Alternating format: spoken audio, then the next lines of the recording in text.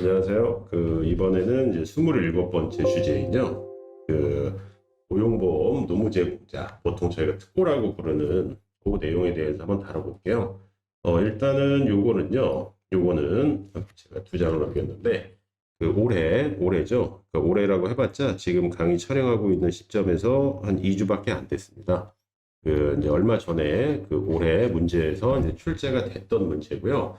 이거는 작년 7월 1일부터 시행이 됐어요. 그러니까 작년 7월 1일이면 작년 30회 시험 이후에 시행이 됐기 때문에 30일의 시험 입장에서는 아주 따끈따끈한 개정 사항이고요.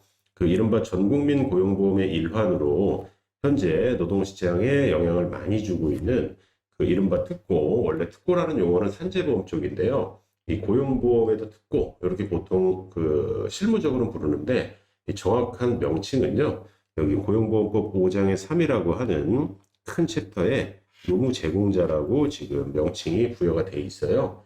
그리고 보통은 뭐 언론에서도 이제 노무제공인이라고도 하고요. 그냥 특고, 이렇게 부르고 있거든요. 자, 그리고 올해 1월 1일부터요, 요즘에 이제 배달 기사분들 많잖아요. 퀵서비스 기사, 대리운전 기사까지 확대 적용이 된 사항이기 때문에 출제는 거의 100% 된다라고 누구나 다 생각을 했을 영역입니다. 그래서 문제를 한번 보시게 되면요. 고용보험 법령상 노무제공자 해서 법의 명칭을 그대로 이제 출제위원분께서 썼죠. 그래서 피보험자에 해당하지 않는 것은 해서 이제 피보험자가 과연 누군가 이거예요. 자, 이랬을 때 이제 수식어를 잘 보셔야 되는데 이게 사실은 뭐 객관식 시험이다 보니까요. 뭐 표준 직업 분류표의 세분류인지 세세분류인지는 사실 모르죠. 예, 이거는 거의 이제 속임수를 거의 안 써요. 그래서 일단은 대여 제품 방문 점검원, 뭐 정수기 같은 경우, 뭐 이런 경우도 들어가고요. 가전제품 설치, 그 다음에 이제 시운전을 위해서 작동 상태를 확인하는 사람, 그리고 특이한 게 이제 고용보험 쪽은 방과후 교사도 들어가고 있고요. 그 다음에 이제 방판원이라고 불리는 이제 방문 판매원분이 계시는데, 여기서 아마 이제 뭐 학원가에서도 강조했을 것 같은데요. 자가 소비를 위한 후원 방문 판매원은 적용이 제외돼요. 자, 여기서 얘기하는 자가 소비는요, 뒤에서 설명드리겠지만 말 그대로 자기가 소비하려고 하는 거예요. 예, 보통은 이러한 이제 방문 판매에서는요, 후원 수당이라는 게 있잖아요. 영업 실적에 따라서. 근데 그 후원 수당과 상관없이 거기 있는 제품이 좋으니까 자기가 소비자로서 살 수도 있잖아요. 그거는 물건을 구매하기 위한 거지 수당을 위한 활동이 아니거든요. 그러니까 경제 활동이라고 보지 않기 때문에 고용보험료를 부과할 이유가 없는 거죠. 예, 그래서 자가 소비라는 수식어가 있었는데 이게 적용 제외, 적용이 안 되는 영역이고 피보험자에 해당이 되지 않아요. 자, 그리고 이제 우체국 예금보험에 따른 우체국 보험 모집을 전업으로 하시는 분은 당연히 보호의 필요성이 있겠죠. 예, 그래서 정답은 일단 4번이었어요. 자, 그러면 조금 이제 자세한 설명을 다시 한번 드려볼게요. 자, 보시면요. 요거는 제가 이제 요 4대 보험 강의뿐만 아니라 평상시에 하는 4대 보험 실무 강의에서 쓰고 있는 교환이에요. 보시면은 연번 1번부터 지금 이제 14번까지가 있는데요. 14번까지가 있는데 여기 3번 보시게 되면 학습지 교사와 방문 강사를 구분해가지고 15개라고 얘기하는 분들도 계세요.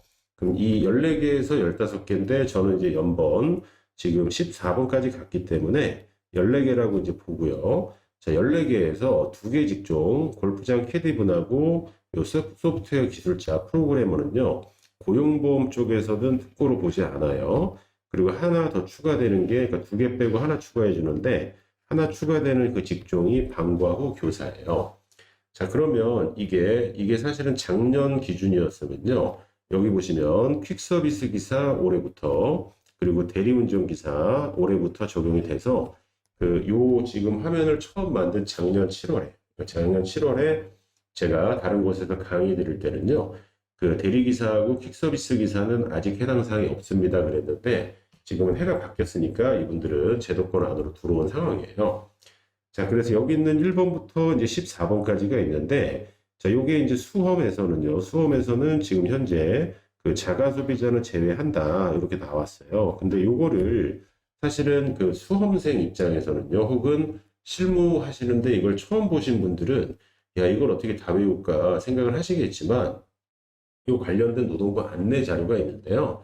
거기에 이제 1번부터 14번까지 쭉 나오는데, 이 자가 소비자를 제외한다라는 이 당구장 표시가 그 노동부 그 안내 자료에도 따로 나와 있어요. 그래서 이제 그런 것들이 이제 시험에 나오는 거고요. 이런 것들은 뭐 이제 다 그 뭐 직접 공부하시거나 아니면 어떤 뭐 학원과 자료에서 어느 정도 정리가 돼서 나올 거라는 생각이 들어요. 그러면 이제 약간의 이제 실무적인 얘기를 좀 해보면요. 여기 나와 있는 1번부터 14번까지의 직종은요. 이른바 고용보험의 노무제공자, 보통 특고라고 불리우는데 강제 적용입니다. 강제 적용이기 때문에 안 하게 되면은 안 되는 거고 과태료가 부과될 수 있어요. 자, 그래서 내용 설명을 한번 드리게 되면요. 자, 공식 명칭은 노무제공자라고 그랬고요. 실무에서는 고용특고, 그냥특고, 노무제공인 이렇게 지칭이 돼요. 그리고 작년 2021년 7월 1일부로 시행된 제도로서요. 올해 1월부터 퀵서비스 기사와 대리운전 기사까지도 확대 적용이 됐고요. 이쪽이 인원수가 많아서 준비 기간이 좀 있었어요. 그리고 올해 시행된 시험에서는 당연히 A급 주제였고 출제가 된 상황이에요. 자, 그럼 바로 제가 앞서 넘겼던 그림에서 볼 수 있듯이요. 산재특고에는 해당이 되지만 고용특고에서 제외되는 직종은 골프장 캐디와 소프트웨어 기술자 2개 직종. 언젠가는 뭐 요게 객관식 지문으로 나올 수도 있고요. 그리고 산재특고에는 해당이 안 되지만 고용특고에만 있는 직종이 방과 후 교사라고 그랬어요. 자, 그리고 방문 판매원을 보기로 제시했는데 그 중에 후원 방문 판매원을 제시했거든요.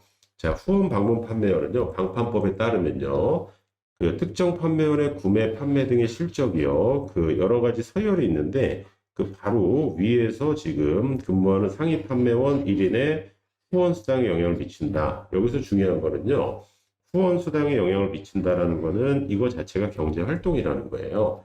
그게 보통 후원 수당이라고 하고요. 근데 이러한 그 지급 방식을 가진 판매원을 의미하는 거고요.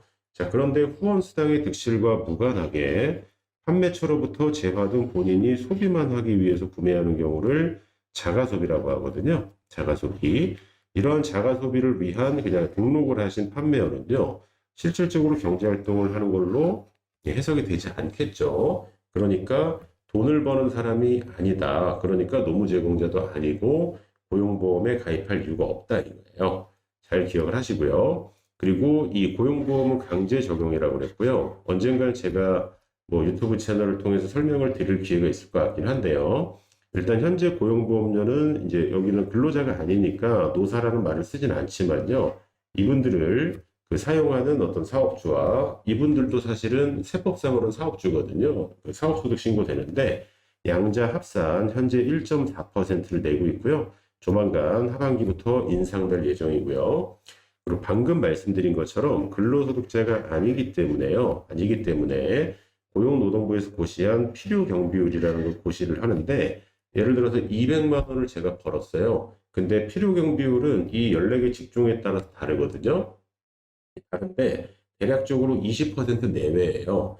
그럼 160만 원을 실제로 번 거죠. 필요경비율 빼면 20% 빼면요. 그럼 160만 원을 벌었을 때 80만 원을 넘으면 고용보험에 가입을 해주셔야 되고 80만 원 밑으로 떨어지면 그달 상실이 이루어져 가지고 취득과 상실을 무한 반복을 해요. 그러다 보니까 이걸 직접 신고하는 게 부담이 되시는 이제 회사 같은 경우는 저희 이제 노무사 같은 이제 노무법인에 이 신고를 좀 대행을 위탁하기도 해요.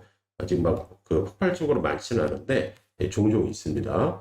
자, 그래서 이 80만 원이 기준인데요.